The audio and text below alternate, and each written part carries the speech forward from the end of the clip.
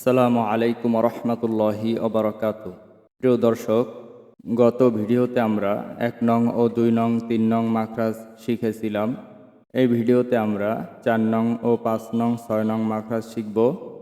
যাহারা চাইতেছেন আরবি ২৯ হরফ মাখরাজ অনুযায়ী সহি শুদ্ধ করবেন, তাহারা ভিডিওটি দেখে আরবি হরফগুলি সহি শুদ্ধ করে নিতে পারেন।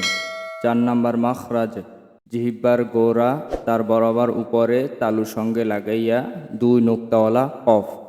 জিহ্বার গোড়া তার বরাবর উপরে, অর্থাৎ জিহ্বার গোড়া বরাবর উপরের তালুর সঙ্গে লাগাইয়া। আবার বলি, জিহ্বার গোড়া বরাবর উপরের তালুর সঙ্গে লাগাইয়া ২ নোক্তাওয়ালা কফ। জিহ্বার গোড়া বরাবর উপরের তালুর সাথে লাগিয়া কফ উচ্চারণ করিতে হবে।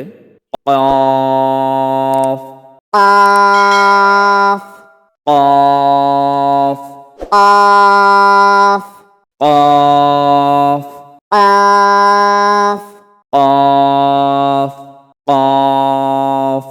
তারপরে আসি ৫ নম্বর মাখরাজ, জিহ্বার গোড়া থেকে একটু আগে বাড়িয়া তার বরাবর উপরে তালুর সঙ্গে লাগাইয়া মধ্যখান পেঁচানো কাফ। অর্থাৎ জিহ্বার গোড়া থেকে একটু আগে বাড়িয়া তার বরাবর উপরের যে তালু আছে তালুর সাথে লাগাইয়া কাফ উচ্চারণ করিতে হয়। Calf كاف calf كاف calf كاف calf. كاف তারপরে আসি ৬ নম্বর মাখরাজ, জিহ্বার মধ্যখান তার বরাবর উপরের তালুর সঙ্গে লাগাইয়া।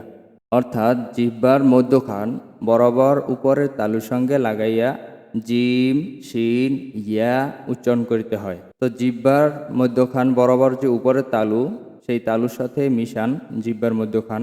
জিম শিন ইয়া জিম جيم শিন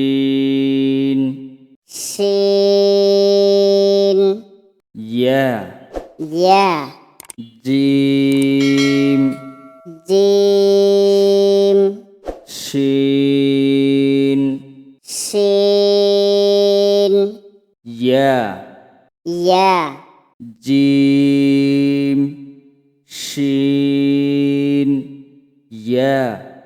جيم شين يا জিম শিন ইয়া।